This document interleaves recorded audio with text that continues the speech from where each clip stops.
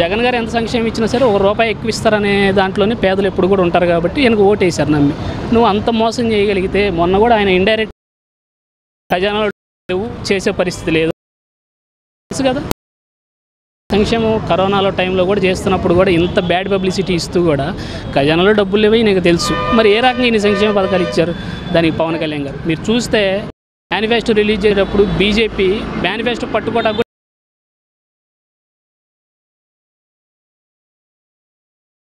లేదు, అది అమలుగానే హామీలు అని చెప్పి అందరికీ తెలుసు. కానీ ప్రజలను మోసం చేసి ఇట్లా జరగటం జరిగింది. భవిష్యత్తులో సంపద సృష్టిస్తాం, ప్రస్తుతానికి అప్పులు చేస్తున్నామని గవర్నమెంట్ చెప్తున్నట్టు మాట. ఏ రకంగా సంపద సృష్టిస్తారు అదే చెప్తున్నాను నేను. ఇప్పుడు చెప్తున్నా కదా, ఫ్రీ పథకాలు అన్నారు, ఇంతవరకు దేనికి గైడ్ లైన్స్ లేదు. ఇచ్చినవి కూడా అరకొరగా ఎట్లా ఉన్నాయని ఫ్రీ ఇసుకనే పెద్ద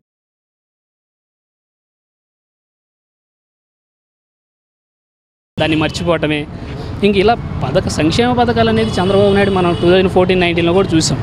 ఆయన ఏ కాడకి కూడా ఒక కులాన్ని లేపటం తప్పితే ఎక్కడా కూడా పేద ఉండదు. కరోనా టైంలో మీరు జగన్మోహన్ రెడ్డి గారు అంత రేంజ్లో సంక్షేమం చేస్తూ ఉంటే ఆయన్ని కూడా అంత బ్యాడ్ పబ్లిసిటీ చేస్తూ ఉన్నాడు. ప్రతిరోజు ఇప్పుడు కంపెనీలు రాలేదు జగన్ టైంలో అంటే నువ్వు పొద్దున్న లేచిన దగ్గర నుంచి గవర్నమెంట్ని ప్రోపగండా చేస్తూ కూర్చుంటే కొంచెమన్నా భయపడతాయి కదా, ఏదో జరిగిపోతుంది స్టేట్లో అనే భయం ఎవరికైనా ఉంటుంది. అలాంటి భయం ఏమైనా క్రియేట్ చేస్తూ ఉన్నాడు. ఇప్పుడు రాగానే వస్తున్నాయి అని చెప్తాను. అదే ఇప్పుడు శ్వేతపత్రాలు అని చెప్పి ఒక పథకం, శ్వేతపత్రాలు అని చెప్పి ఒక ఓటు పట్టుకున్నారు. ఇప్పుడు నేను అదే అడుగుతున్నాను, ఆయన ఏమంటున్నాడు? Mines, wines, sand, land, Amaravati మీద నేను శ్వేతపత్రాలు ఇస్తా అన్నాడు. సచివాలయాల మీద ఎందుకు ఇవ్వడం? సచివాలయాలు ఎన్ని పెట్టాను, దానిలో ఎన్ని మంది ఉద్యోగం ఇవ్వాలి కదా, వాలంటీర్లు ఎంతమంది పెంచాం, వాళ్ళ వల్ల ఎంతమంది లబ్ధి పొందారు, దీని మీద కూడా శ్వేతపత్రం ఇవ్వాల్సిన అవసరం ఉంది. అలాగే అసలు రాష్ట్రంలో ఎన్ని ఫ్యాక్టరీలు వచ్చినాయి, ఎంతమందికి ఉద్యోగం వచ్చింది, ఎన్ని ఫ్యాక్టరీలు వెళ్ళిపోయినాయి, వీటిలన్నింటి వైట్ పేపర్ ఇస్తే జనాలకు తెలుస్తుంది అసలు జగన్మోహన్ రెడ్డి గారు ఏం చేశారు ఏంటి అనేది. ఆయన పింఛన్ ఇచ్చిన రోజు కూడా ఒక మాట చెప్పాడు, వాలంటీర్లు లేకపోయినా మేము పింఛన్ ఒక రోజులో ఇచ్చి చూపించామన్నారు. ఎవరైతే సచివాలయం ఉద్యోగులు ఎవరు క్రియేట్ చేసింది సచివాలయం? జగన్మోహన్ రెడ్డి గారు కదా. దేశంలో ఒక్క సంతకంతో 130,000 ఉద్యోగాలు భర్తీ చేసిన వ్యక్తి జగన్మోహన్ రెడ్డి. ఎవరైతే 2019కి ముందు ఎంప్లాయీలు ఉన్నారో వాళ్ళతో నువ్వు పింఛన్ ఇప్పించి వాలంటీర్ లేకపోయినా నేను చేశాను అనుకోవటం ఒక పద్ధతి. జగన్ గారు క్రియేట్ చేసిన ఎంప్లాయీల చేత నువ్వు ఇప్పించి నేనేదో చేసేసానని చెప్పి గొప్పగా చెప్పడం ఎంతవరకు కరెక్ట్? ఇది కరెక్ట్ కాదు. ఈ ఈవీఎం గవర్నమెంట్లో ఇంత ముంచి ఎక్స్పెక్ట్ చేయలేము కూడా ఖచ్చితంగా అనుకోవట్లేదు. ఎందుకంటే మనం ఎలక్షన్ ముందు కూడా మనం గమనించినట్టయితే ఇక్కడ లోకేష్ గారు కూడా స్టేట్లోనే థర్డ్ మెజారిటీ నేను తెచ్చుకుంటాను అన్నాడు. 5,300 మెజారిటీతో ఓడిపోయిన ఆయన టాప్ 3లో నేను ఉంటానని చెప్పి ఆయన చెప్పడం ఒకటి. నిలబడిన 2 చోట్ల పవన్ కళ్యాణ్ గారు ఓడిపోయినా సరే జగన్ గారు 151 సీట్లు వచ్చింది జగన్ గారిని అఘాత పాతాల్లోకి తొక్కేస్తాను అంటాం. కానీ ఇవన్నీ చూస్తే జరిగిందని అనిపిస్తుంది. ఎందుకంటే అంత సంక్షేమం ఇచ్చి కూడా 11 సీట్లకు పరిమితం అవ్వటం అంటే అది అసలు ప్రజా తీర్పు అని నేను అనుకోవట్లేదు. ఇక తర్వాత గవర్నమెంట్ వచ్చిన తర్వాత కూడా మనం చూస్తూనే ఉన్నాం. ఇప్పుడు ఫ్రీ ఇసుక అన్నారు, టన్నుకు 1300 అంటున్నారు. ఫ్రీ అంటాకి చాలా ఉంటుంది. ఫ్రీ అంటాకి నామమాత్రం ఫీజు అనాలి దీన్ని అయితే లెక్క ప్రకారం. ఫ్రీ అంటే ఏంటి? ఫస్ట్ ఒకటి చెప్పారు, రీచ్ దగ్గరికి వెళ్తే టన్నుకి మనం లిఫ్ట్ చేసి మన ట్రక్లో వేయడానికి 88 రూపాయలు ఏదో చెప్పినట్టున్నారు. అది వరకు యాక్సెప్టబుల్. ఇప్పుడు 1395 అంటే అదేమంటే స్టాక్ యార్డ్కి తీసుకొస్తున్నాము, అక్కడ నుంచి తీసుకెళ్ళాలంటున్నారు. దానికి ఫ్రీ ఇసుకని మనం పెట్టకూడదు, పబ్లిక్ని మనం డైవర్ట్ చేస్తున్నట్టే దాన్ని.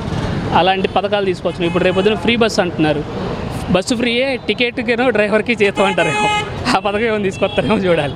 ఇక అలా ఉంటుంది. ఇక రాజధాని అంటారా, మన ఇండియాలోనే నాకు తెలిసినంత వరకు బిగ్గెస్ట్ ఫ్రాడ్ అవుతుందని చెప్పి నేను అనుకుంటున్నాను. రియల్ ఎస్టేట్ వ్యాపారం అవుతుందని నేను అనుకుంటున్నాను. ఎందుకంటే 22,000 ఎకరాలు ఆల్రెడీ గవర్నమెంట్ ల్యాండ్ ఉంది అక్కడ, మళ్ళీ 33,000 ఎకరాలు రైతుల దగ్గర నుండి తీసుకున్నారు. మళ్ళీ వీళ్ళు అనేది ఏంటి, మనకి సింగపూర్ రాజధాని చేస్తానని. అది ఉందేమో మనకు 5,000 ఎకరాల్లో చూస్తే మొన్న 1,547 ఎకరాలు ఏమో రాజధానికి కేటాయించారు. మిగతా అంతా ఏంటి, రియల్ ఎస్టేట్ చేయడానికి కాకపోతే ఏమీ లేదు అక్కడ. ఇప్పుడు నిన్న మనం జియో చూస్తే ఎకరాల్లో తెలియదు కానీ జంగిలీకి 36 కోట్ల రూపాయల టెండర్కి రిలీజ్ చేశారు. ఇప్పుడు ఏదన్నా ఒక ప్రాజెక్ట్కి టెండర్ ఇస్తే అది కట్టేటప్పుడు అతనే జంగిలీ క్లియరెన్స్ చేసుకుంటాడు. దానికి సపరేట్గా 36 కోట్లు కేటాయించి జంగిలీ క్లియరెన్స్ చేసుకోవాల్సిన అంత అవసరం లేదు.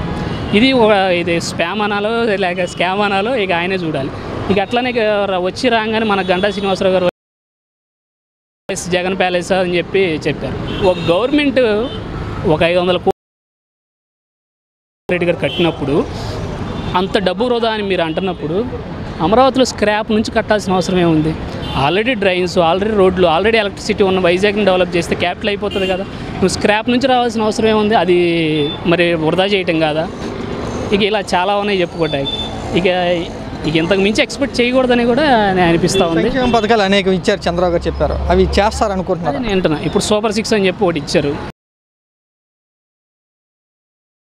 పింఛన్ అన్నారు. మీరు చూస్తే రిలీజ్ చేసినవి 65,30,000 చిల్లర రిలీజ్ చేశారు. జగన్ గారు చంద్రబాబు గారు రాగానే ఫస్ట్ మంత్లోనే 65,18,000 వచ్చినాయి. అక్కడే ఒక 12,000 కట్ అయిపోయినాయి. అంటే కారణాలు ఏదైనా ఉండొచ్చు, వాళ్ళు చనిపోయి ఉండొచ్చు, ఏదైనా అయి ఉండొచ్చు.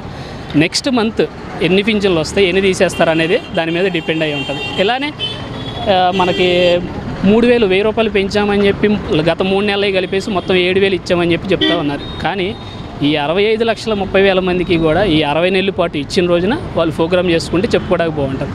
ఇంకా సూపర్ 6లో ఉన్నాయి, మనకేమున్నాయి? అమ్మకు వందనం ఒకటి ఉంది, అన్న క్యాంటీన్లు పెడతాం తొందరలోనే చెప్తున్నారు. అన్న క్యాంటీన్లు అనేది ఇప్పుడు మీరు ఒక విషయం చెప్తే, అన్న క్యాంటీన్లు పేదవాడికి భోజనం పెడతాం కరెక్టే, దానిలో ఎవరు కూడా అబ్జెక్షన్ చెప్పరు. కాకపోతే ఏంటంటే అక్కడ నువ్వు ఎంతమందికి పెడుతున్నావు, బిల్లు ఎంతమంది పెడుతున్నావు అనేది అదొక స్కామ్. ఎవరు ఈ టెండర్లు అందరూ వేసేవాళ్ళు ఎవరు? టీడీపీ వాళ్ళే వేస్తారు. అలా ఇప్పుడు తల్లికి వందనం అన్నారు. రామానాయుడు గారు, నిమ్మల రామానాయుడు గారు ప్రతి ఇంటికి వెళ్ళి మనం చూసాం, ఒక వీడియో చాలా వైరల్ అయింది. ఒక ఇంట్లో ఒక 6 ఉంటే నీకు 15,000, నీకు 15,000, నీకు 15,000 అన్నాడు. ఈరోజు మనం జీవో చూస్తే ఈచ్ మదర్ 15,000 అనే జీవో ఇచ్చారు. అంటే ఏంటి? ఇప్పుడు 2-3 ఉన్న తల్లులందరూ ఏంటి? విశాఖపట్నాన్ని ఆర్థిక రాజధాని, కర్నూలు కూడా అన్ని డెవలప్ చేస్తారని చెప్పి చంద్రబాబు నాయుడు చెప్పలేదు. అది జగన్మోహన్ రెడ్డి చెప్పింది ఆయన చెప్తున్నాడు. ఆయన ఏంటంటే రాజధాని అన్నాడు, ఈయన డెవలప్ చేస్తా అన్నాడు అంతే. ఆయన రాజధాని పేరుతో డెవలప్ చేస్తా అన్నాడు. ఈయన ఏంటంటే ఆర్థిక అభివృద్ధికి ఇలా చేస్తానని ఈయన చెప్తున్నాడు అంతే. ఇప్పుడు కర్నూలులో బెంచ్ పెడతా అన్నాడు, ఆయన హైకోర్టు పెడతా అన్నాడు. బెంచ్ అన్నా హైకోర్టు అన్నా ఏదైనా ఒకటే కదా అక్కడ. ఇక్కడ ఆర్థిక రాజధాని అన్నాడు. ఇది ఆర్థికంగా అభివృద్ధి చెందిననే కదా జగన్మోహన్ రెడ్డి దీన్ని రాజధాని చేస్తా అన్నాడు. ఆయన చేస్తా అన్నది అదే చెప్తున్నారు. అదే జనాలు పిచ్చోళ్ళు అంతే. అంటే ఇప్పుడు మీరు చూస్తున్నారు కదా, చంద్రబాబు నాయుడు ఉంటే కంపెనీలు వస్తాయి, ఇప్పుడు 20 లక్షల ఉద్యోగాలు కూడా రాబోతున్నాయి. మరి దైవాధీనం. ఆల్రెడీ జగన్మోహన్ రెడ్డి ఒక 60-70 కంపెనీలు తీసుకొచ్చాడు. రేపటి రోజున మరి వీళ్ళు ఎన్ని చేస్తారో తెలియదు. జగన్మోహన్ రెడ్డి తెచ్చిన ఆయన చూపించుకోలేకపోయాడు, వీళ్ళు ఏం చేస్తారో తెలియదు. అది అంటే సర్వేంగా అమరావతి పనులు కూడా కొనసాగుతున్నాయి. గుంటూరు ఈ జిల్లా వాళ్ళకి ఆనందం.